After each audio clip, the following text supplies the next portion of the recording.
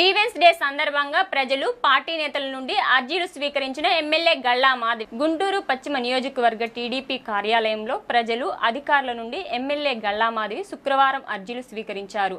అనంతరం మీడియాతో మాట్లాడుతూ ముఖ్యమంత్రి నారా చంద్రబాబు నాయుడు ఆదేశాలతో గ్రీవెన్స్ డే నిర్వహిస్తున్నామని, ప్రతిరోజు ప్రజల మధ్య అందుబాటులో ప్రజలకు, పార్టీ శ్రేణులకు కార్యాలయంలో అందుబాటులో ఉంటూ వారి సమస్యలను తెలుసుకొని వాటి పరిష్కారానికి కృషి చేస్తున్నామన్నారు.